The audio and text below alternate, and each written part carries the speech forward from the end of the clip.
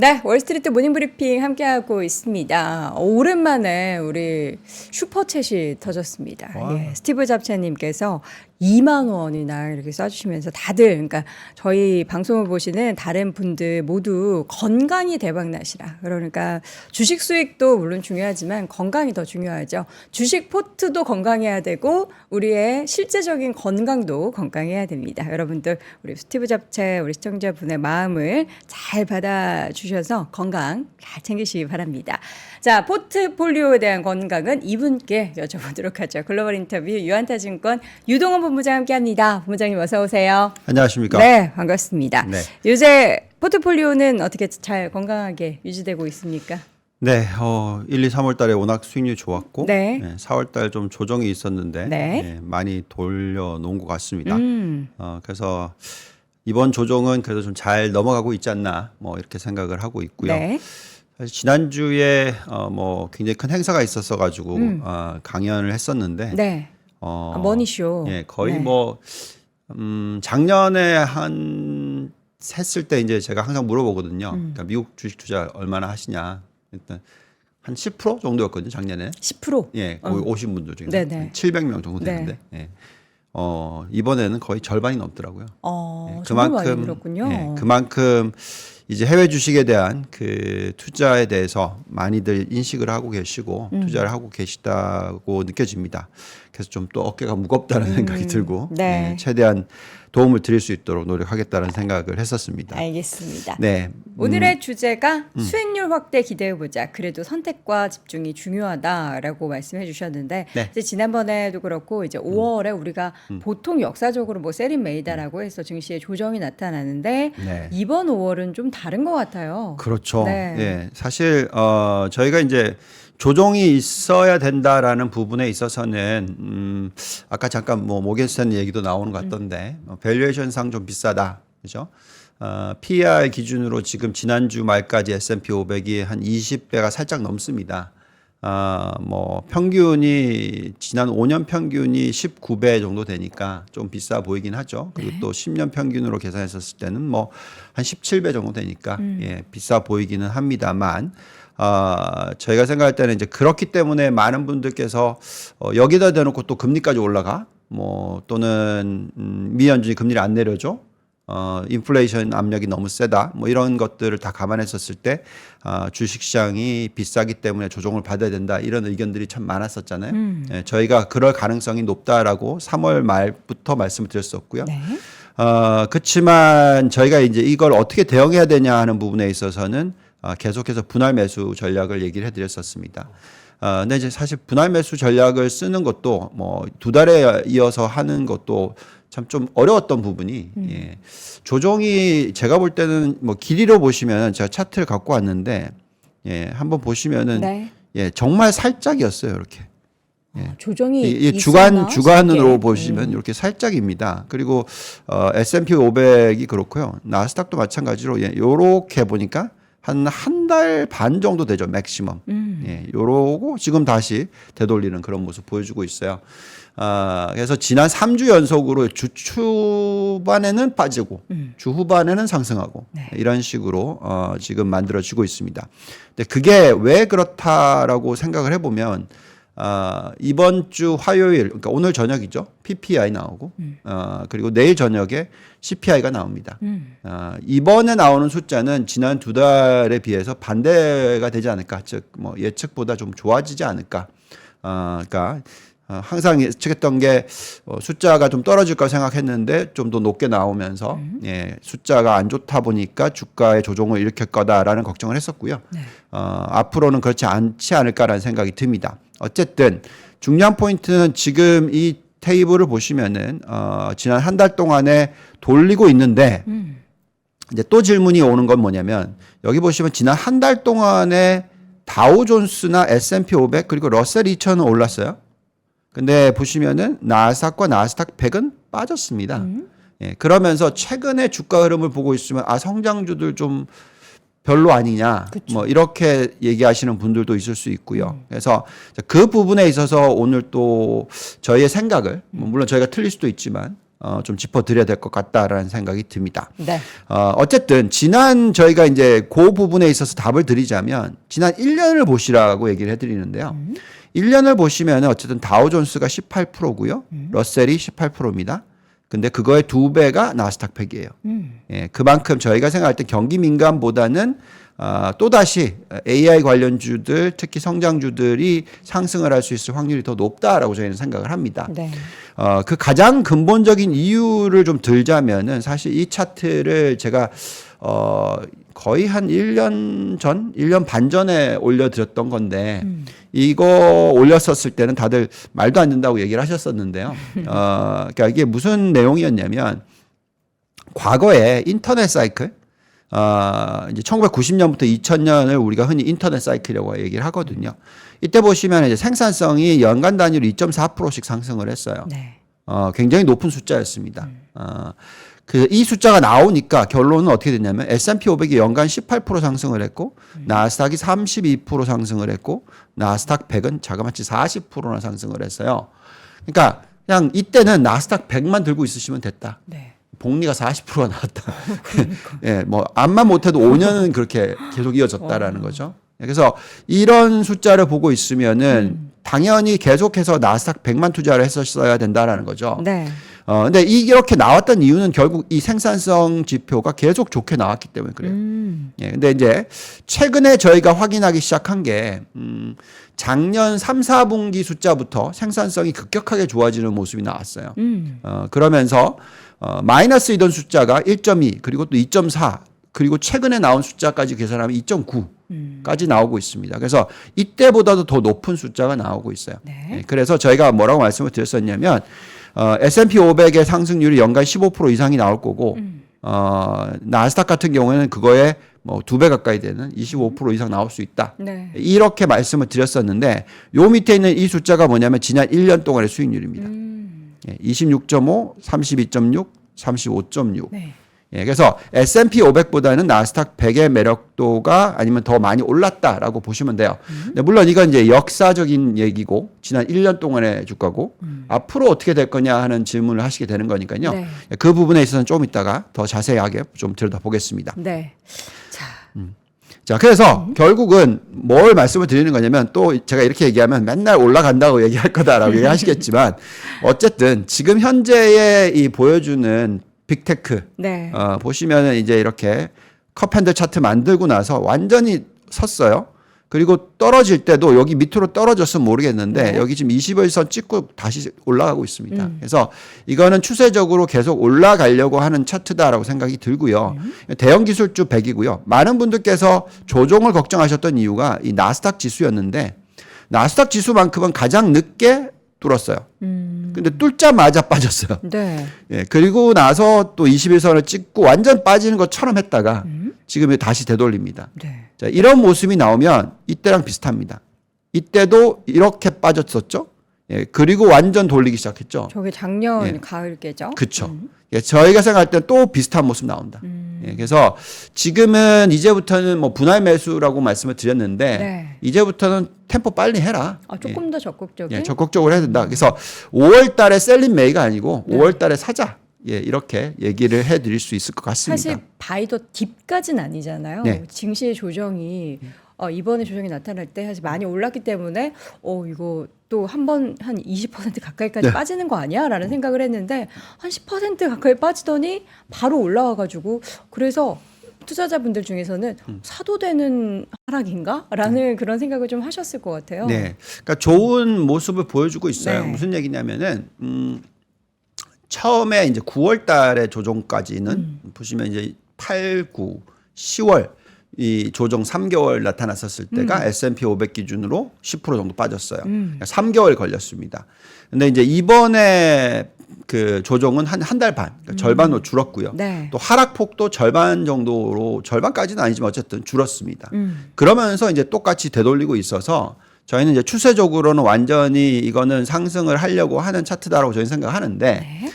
이게 이제 펀더멘탈적으로 뒷받침되느냐 하는 부분은 좀 이따 보시고요.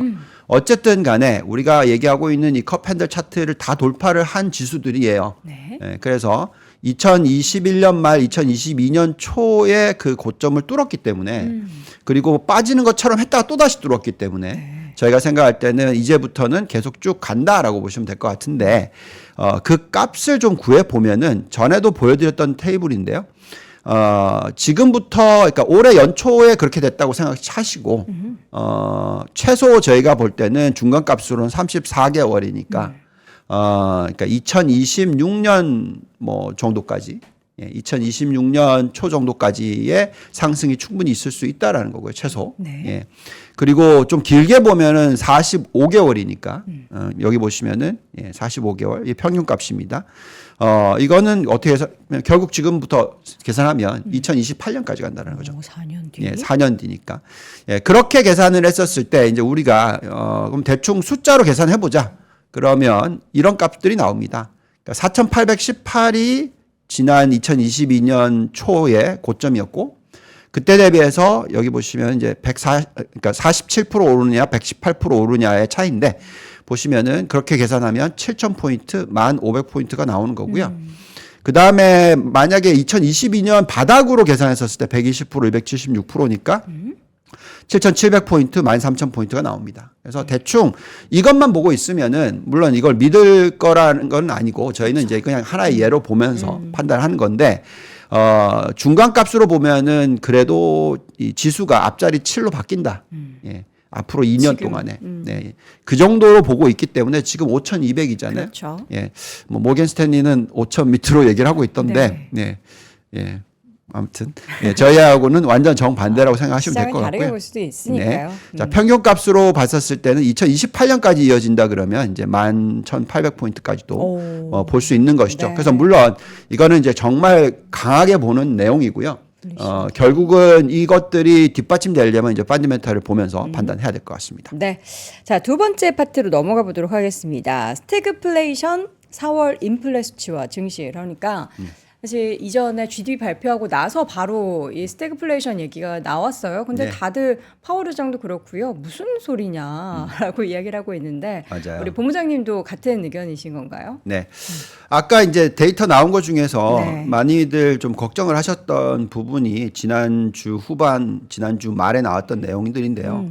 그러니까 이런 데이터들이 나왔어요. 아까 보여주셨던데 미시건 이제 소비자 신뢰 지수라는 게 나왔는데 여기 보시면 이제 77.2가 예측치였는데 67.4로 훅 빠졌습니다. 그러니까 소비자들이 인플레이션이 너무 세다. 그리고 우리가 좀 힘들다. 이런 얘기를 하는 거죠, 사실. 예, 그렇다 보니까 이제 신뢰 지수가 빠졌고요. 그럼 이건 무슨 얘기냐면 경기가 안 좋아지겠네. 네. 이렇게 이제 걱정을 하실 수가 있겠고요. 똑같은 또 미시간 그 소비자들의 1년 뒤에 인플레이션 전망치를 보시면은 네. 확 올라갔어요. 3.5%로 확 올라갔습니다. 네.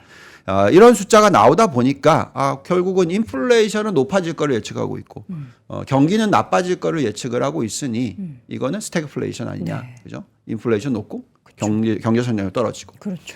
근데 이제 스태그플레이션이라고 얘기할 때는 보통 우리가 흔히 얘기하는 그 경제 성장률이 진짜 침체로 가야 됩니다. 1.6% 가지고는 그런 건 아니고요. 침체는 아니다. 예, 아니고 그다음에 또 인플레이션이 높기는 높아요. 그리고 저희가 생각할 때 이제 인플레이션이 앞으로 빠져줄 수 있을 가능성에 대해서 봐야 된다라는 거고요.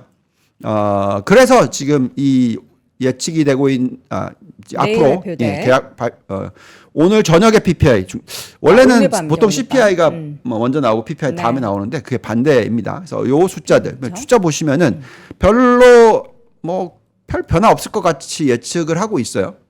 그래요. 조금 그래도 네. 뭔가 떨어지기를 사실 기대하는데 이게 네. 변화 없는 거는 또 오히려 시장에서는 악재로 생각을 할 수도 있죠. 그렇죠. 그래서 저희가 생각할 때는 요 예측치보다는 낮게 나올 거다. 아, 그래요? 예, 전망보다 더 낮을 확률이 저희는 높다라고 생각합니다. 그리고 중요한 거는 이번 달뿐만이 아니고요. 그다음 앞으로 어떻게 될 거냐는 거죠. 예, 그래서 점차적으로 숫자들이 예측한 것보다는 좋게 나올 거다. 예, 저희가 좋게 나온다라는 거는 낮게 나온다는 예, 거죠. 계속 떨어진다라는 거죠. 예. 네. 예, 그래서 지금 보시면은 이제 미 연준이 왜 그렇게 걱정을 안 하고 있냐라고 생각이 드느냐면 지금 이 페드에서 발표하는 10년 브레이크-이븐 인플레이션과 5년 브레이크-이븐 인플레이션과 또 5년 뒤에 5년 평균 인플레이션 예상치가 세 개가 다 똑같은 숫자예요, 지금. 이런 적은 전 처음 봤는데 2.34입니다. 예, 전부 다 똑같이 세 개가 다 2.34. 이렇게 지금 예측이 되고 있다는 건 장기적으로 네. 앞으로 5년, 10년 그러니까 2.3%대 거다. 네, 이렇게 지금 예측이 들어가고 있는 거예요. 네. 저희는 그 정도면은 금리가 지금 너무 높죠. 예, 인플레이션 2.3으로 앞으로 장기적으로 수렴한다. 근데 지금 5.5%. 너무 높은 겁니다. 네. 예, 그래서 충분히 4.5%까지는 떨어뜨려 줄 수 있다. 1%포인트 정도 장기적으로 떨어질 수 있다라고 생각이 들고요. 네. 지금 또 고용 시장을 보시면 다 지금 고용 시장이 소프트닝 그러니까 좀 약해지고 있다. 예, 꺾이고 다 있다. 꺾이고 있고 다 지금 내려오고 있고 네. 지금 다 내려오고 있는 숫자들이 보여집니다. 저 꺾이는 것도 또 훅 꺾이면 안 되잖아요. 예. 그럼 또 경기 침체될 수 있으니까. 예, 그렇죠. 그래서 어쨌든 웨이지 그로스로 보시면은 이렇게 쫓아오는데 네. 4%대입니다. 아. 그러니까 이게 너무 높았던 거고 네. 이렇게 떨어지는 거죠. 네. 그래서 평균적으로 임금 상승률 3, 4%대로 수렴할 것 같다. 임금 3, 4%대면은 경기 침체는 안 나오고요. 네. 그렇다고 해서 또 엄청나게 인플레이션 자극한 숫자가 또 아닐 거고. 그렇죠. 이렇게 저희가 판단을 하고 있습니다. 네. 그래서 지금 뭐 모건 스탠리에서 자료가 여러 군데서 나오니까 모건 스탠리 제가 일을 해봤기 때문에 이쪽 이카노미스트 쪽에서 얘기하는 내용은 뭐냐면 지금 인플레이션이 떨어질 거다. 예, 그래서 만또만또로 계산했을 때 0.29%로 4월 인플레이션이 떨어질 걸로 예상을 하고 있군요. 네. 모건 스탠리는. 예. 그래서 이걸 보고 있으면은 저희는 경제 부분에 있어서는 어느 정도 뒷받침된다. 즉 인플레이션은 떨어져 주고 경제 성장률은 올라가 주고 이렇게 저희는 예측을 하고 있습니다. 그리고 이게 이제 전반적인 전망치인데요. 저희가 전망하는 게 아니고요. 네. 보시면은 이렇게 3.5%로 올라갔지만 이렇게 올라갔지만 다음 분기 다다음 분기 계속해서 빠질 거다라고 네. 지금 전망이 되고 있어요. 그래서 연말까지는 2.3% 아까 딱 그 얘기 드렸잖아요. 2.34%. 예, 그 정도 수준까지 지금 가는 게 예측이 되고 있고요. 예, 이렇게 되면은 저희가 예측하고 있는 대로 시나리오는 금리를 올해 안에 한 2번 많이 내려주면 3번까지도. 근데 만약에 3번까지 내려주면 오히려 멜탑이라고 해서 거품이 만들어질 수도 있다 생각합니다. 그래서 한 2차례 정도 내려주기 적당할 것 같고 예, 내년에도 한 2차례 정도 내려주는 그런 시나리오로 가지 않을까 생각이 들고요. 이거는 이제 인플레이션 숫자고 미 연준이 보고 있는 숫자 중에서 더 중요한 건 이거죠. 근원 PC. 예, 근원 PC인데 지금 2.8입니다. 그러니까 이렇게 해서 다시 올라가지도 않았고 옆으로 기고 있어요. 근데 뚝 떨어질 거다. 이게 지금 전망치입니다. 사실. 그 뚝 떨어지는 뭔가 계기가 있을까요? 그러니까 PC 인플레 중에서 지금 네. 가장 많이 영향을 미치고 있는 게 주거비예요. 쉘터죠. 예, 근데 이제 쉘터 부분이 네. 계속 빠지고 있는 게 맞습니다. 아. 예, 그렇기 때문에 다른 것들이 막 올라가느냐 그건 또 아니고요. 물론 뭐 최근에 걱정하는 부분이 여러 가지가 있어요. 그러니까 우선 첫째는 이제 기후. 뭐 요즘에 식료품 예, 가격. 식료품 가격, 브라질 뭐 난리 났다. 네. 뭐 그런 식으로 계산을 해 보면은 당연히 지금 이제 그 가격이 올라갈 수 있는 부분인데 네. 지금 YOY 숫자로 보시면은 그게 거의 다 2% 밑으로 떨어졌다가 예, 그러다가 이제 올라가는 거고요. 마찬가지로 또 운임비도 마찬가지입니다. 다 마이너스까지 갔다가 이제 올라가는 수준인 거고 주거비만 계속 6%대였다가 이제 지금 네. 계속 이제 2%대로 떨어지는 부분이 있고요. 네. 근데 이제 이런 분들도 있습니다. 실제로 걱정 좀 해야 되는 부분이 뭐냐면은 요즘에 AI 많이 쓴다. AI에 대해서 정말 지금 다들 AI 투자가 많이 들어가고 있다.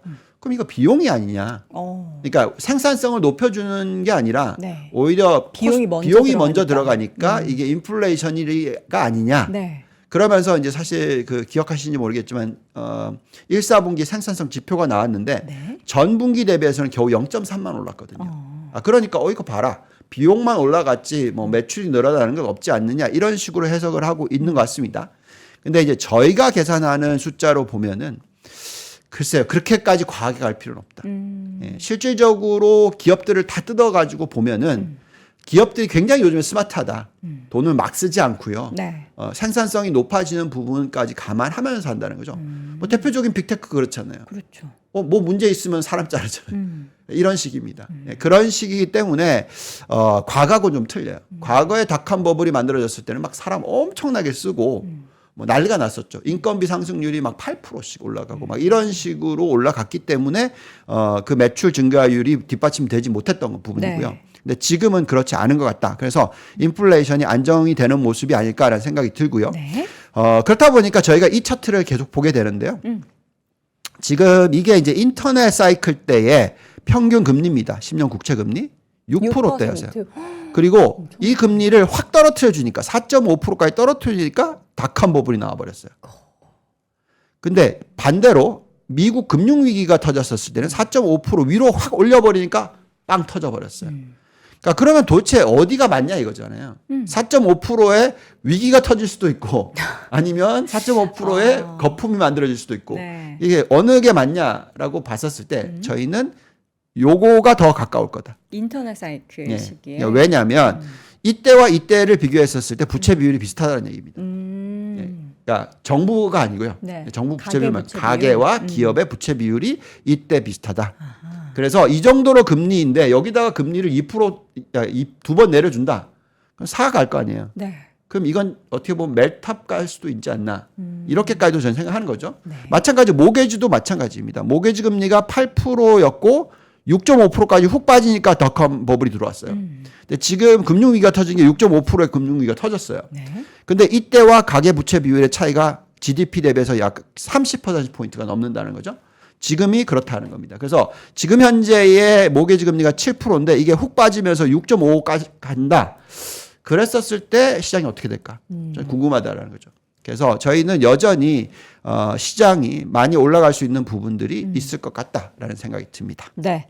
자, 이어서는 경기 침체가 없다면 지수는 지금보다 얼마나 더 상승한가? 앞서서도 저희가 여러 가지 이제 계산을 통해서 데이터로 나온 부분들을 설명을 해드렸는데 구체적인 이야기를 좀 해보겠습니다. 네. 지금 시점에서 얼마나 더 오를까는 뭘로 우리가 가늠을 해볼 수 있을까요? 네.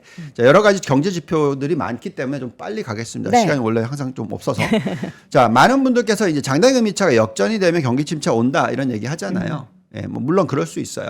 지금 벌써 역전이 된 지가 1년 반이 넘었습니다. 그래서 이제 겨우 뭐 6개월 남았다 이렇게 걱정하시는 분들이 있는데 이것만 보지 마시고 계속 얘기를 해드리지만은 이런 여신 증가율 네. 그리고 이게 여신 증가율이 있다라는 거, 그러니까 대출이 늘고 있는데 경기 침체로 갈 일은 없어요. 예, 저같이 이 은행 애널리스트들은 옛날부터 30년 동안 은행을 들여다볼 때 대출이 연간 전체적으로 10%씩 늘고 있는데 경기 침체가 온다? 그건 말이 안 돼요. 너무 근데 많이 늘어서 이게 뭔가 팡 터지거나 뭐 이럴까 봐. 그렇죠. 그렇게 생각할 수 있는 거죠. 네. 근데 지금 보시면은 왕창 줄고 있을 때가 걱정하셔야 되는 거예요. 오히려 줄 때. 이렇게 줄고 있을 때가 걱정을 했고 그래서 작년에 걱정들을 많이 하신 겁니다. 근데 지금 다시 반등이 일어나고 있죠. 여기도 반등이 일어나서 여기 갈 때는 계속 좋았어요, 장이. 네. 그래서 이렇게 반등이 일어나고 있다라는 부분을 좀 말씀을 드리겠고요. 또 반등이 어떻게 계속 이어질 수 있냐면 예금 대비해서 얼마나 대출해 줬냐를 보면 돼요. 근데 지금 요게 반등대고 반등대입니다. 그래서 지금 계속 반등을 할 수 있고 저희는 이 숫자가 80%는 넘어야지 걱정할 겁니다. 네. 예, 과거에 걱정 제가 했었고 최후의 비관론자라고 불렸을 때는 이 숫자를 보고 있었기 때문에 그래요. 네. 예, 숫자가 98%대인데 터질 가능성이 훨씬 높았던 거죠. 그래서 제가 이때는 정말 엄청난 비관론자였거든요. 예, 그래서 근데 지금은 여기 밑에 있는데 이거와 비교하면서 얘기할 수는 없다.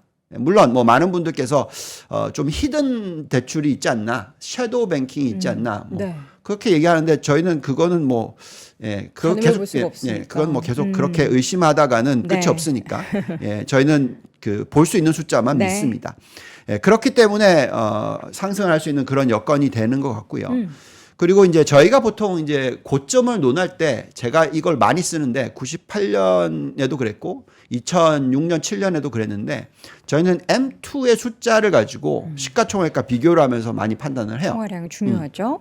그래서 지금 M2가 다시 늘고 있습니다. 네. 예, 그래서 그 숫자를 가지고 계산했었을 때는 저희가 그 아무리 못해도 S&P 500은 5,588 그리고 나스닥은 18,200포인트 정도까지 가야지 저희가 이때가 됐었을 때는 걱정할 거다. 우선 이렇게 올해로 봤었을 때. 네네. 예, 그래서 지금 현재 시점이 5,200이고 나스닥이 지금 뭐 16,200포인트잖아요. 네. 예, 그래서 아직까지는 여유가 충분히 있지 않나. 또 어떤 분들은 이제 가상화폐 시장 가지고 얘기를 하거든요. 네. 저희가 가상화폐 시장의 시가총액을 더해서 뺐습니다. 그러니까 그 전체 M2랑 계산할 때 시총을 계산할 때 네. 그래서 상대적으로 이렇게 숫자가 굉장히 높은 편이 아니다라고 말씀을 드릴게요. 예. M2를 봤을 때도 네. 올해 미국 증시를 전망해 볼 수 있었을 때 S&P 500 기준으로는 7%, 나스닥 기준으로는 11%의 상승 여력 말씀해 주셨고 네. 다음 네, 이 차트는 뭐냐면 이제 우리가 경기 침체와 스태그플레이션을 자꾸 걱정을 하시잖아요. 네. 너무 그게 편하신가 봐요. 왜 그러냐면 사실 우리가 이 시장을 들여다보면서 네. 대부분 30년 동안 일을 하셨던 분들, 20년 동안 일을 하셨던 분들은 두 번을 경험을 하셨어. 2000년 닷컴버블 경험했고 또 2007, 8년 금융위기 경험했어요. 그러니까 정말 이걸 경험을 많이 하다 보니까 네. 경기 침체가 맨날 오는 것 같이 느껴지는 거예요. 예. 근데 실질적으로 과거 역사상 과거에 거의 이제 1948년부터 지금까지 네. 예, 이게 다 빈도수인데요. 경기 침체와 스태그플레이션을 피할 확률이 90%입니다. 10%였던 건 정말 이례적인 그런 상황이 있었던 거죠. 스태그플레이션은 사실 5%도 안 됩니다. 어. 제가 그래서 맨날 이 얘기하는 거예요. 왜 자꾸 그 5%밖에 안 되는 리스크를 가지고 자꾸 시장에 투자를 하시려고 하냐. 네. 그거 하지 마시라는 거죠. 그래서 제가 앞으로 1년 안에 경기 침체가 올 가능성, 스태그플레이션이 올 가능성은 5%밖에 안 된다.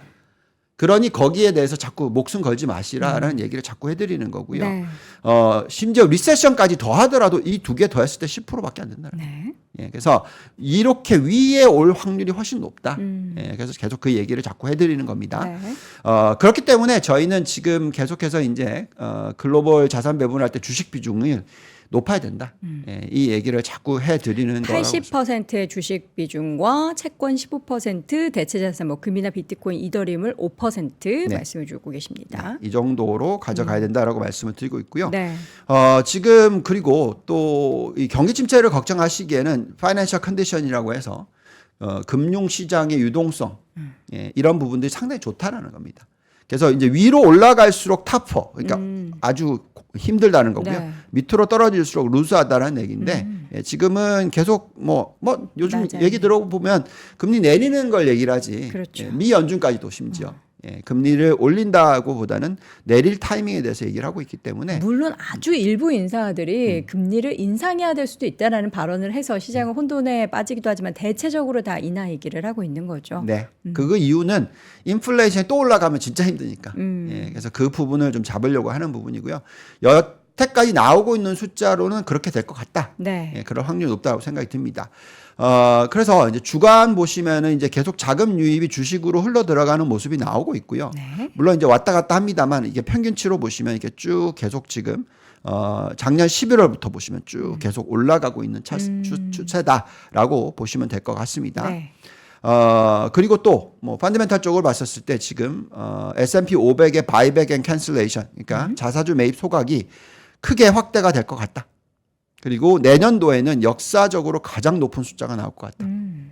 예, 이렇게 예측을 하고 있는데 왜 장이 빠질까요? 전 잘 모르겠습니다. 예. 예. 그리고 또 지금 보시면은 그 리얼 에셋과 파이낸셜 에셋, 그러니까 우리가 이제 리얼 에셋이라고 얘기할 때는 여기에 나와 있듯이 원자재, 부동산, 그리고 뭐 컬렉터블 이런 것들을 다 더한 거예요. 네. 지금 이렇게까지 떨어져 있는 상황이라는 건 뭐냐면요. 사실 인플레이션 시대가 아니라는 얘기입니다. 그러니까 자꾸 지난번에 확 튀었던 인플레이션이 나왔었을 때 네. 상대적으로 높아 보이잖아요. 근데 지난 20년으로 계산하면은 우리가 계속해서 인플레이션이 낮은 시대에 와 있었어요. 그러면서 심지어 디플레이션까지 걱정하는 시대였단 말이죠. 네. 근데 그게 왜 그러냐면 2000년부터 시작해서 지금 지난 24년 동안에 인터넷이 시작되면서 엄청난 생산성 향상이 일어나는 구간이 계속 이어지고 있는 거고요. 그 사이에 잠깐 튀어오른 모습이 나왔던 거죠. 왜? 전쟁 이슈와 뭐 여러 가지 정치적 이슈와 여러 가지 부분들이 그렇게 만들었던 거지. 네. 실질적인 기술 발전에 있어서는 인플레이션을 낮춰준다가 맞다라는 겁니다. 그래서 저희는 여전히 리얼 에셋보다는 금융 자산에 투자를 하셔야 된다. 네. 이렇게 말씀을 드리고 있다. 이렇게 말씀을 드리겠고요. 네. 또 지금 MMF 쪽에서 자금 유입도 이제는 이제 이렇게 이제 빠지는 모습이 나오기 시작했어요. 예, 계속 올라가기만 했잖아요. 그러니까 MMF 쪽으로 돈이 가면 사실 증시가 약간 좀 뒤처지기 마련인데 여기로 유입되는 돈이 좀 줄고 있다. 예, 이런 부분도 같이 나오고 있어서 이렇게 보면 이제 시장에 대해서 좀 좋게 보셔야 되지 않을까라는 생각이 들고요. 네. 그다음에 이제 저희가 들여다보는 이제 공포와 탐욕 지수는 중립이고 그다음에 그 지금 이게 AI 회사에서 발표하는 내용 보시면 리스크 온으로 다시 갔습니다. 이렇게 올라가더니 다시 떨어져서 적극적으로 좀 투자를 해야 되는 타이밍이다라고 지금 나오고 있어요. 그래서 저희가 계속 판단했던 부분은 5월 달에 투자를 늘려놓는 게 맞지 않을까. 그렇게 되면 6월부터 네. 연말까지는 상당히 괜찮은 수익을 좀 올리지 않을까 하는 생각이 듭니다. 네. 그럼 수익률을 우리가 끌어올리기 위한 포트폴리오를 구성을 좀 해봐야 되는데 네. 어떻게 해야 될까요? 네, 시간이 참 없죠. 제가 이거 보고 있으면서 참 부럽다고 생각을 했는데, 예, 근데 이분을 쫓아가지는 39%. 마십시오. 메달리언 펀드라고, 네. 유명하죠. 유명하죠. 짐 시먼스께서 얼마 돌아가셨는데, 작곡하셨죠? 예. 예. 근데 이제 여기에 이 39.9%의 수익률은 뭐냐면 S&P 500의 정확하게 5배 수익률 내는 겁니다. 이 연으로 이렇게 복리로. 됐다는 거잖아요. 네. 근데 이제 그거를 만들어내는 데 있어서 보통 사람이 하면 안 되는, 그러니까 레버리지를 평균적으로 5배를 일으키십니다. 많이 일으킬 때 10배까지. 3배도 큰데 5배까지. 예. 그러니까 왜냐하면 네. S&P 500을 5배 수익을 내려면 네. 레버리지를 5배를 낼 수 있어야 되는 거죠. 예. 그렇게 생각을 하시는 거죠. 네. 그게 이거는 이제 퀀트 위주의 어떤 투자법인 거고요.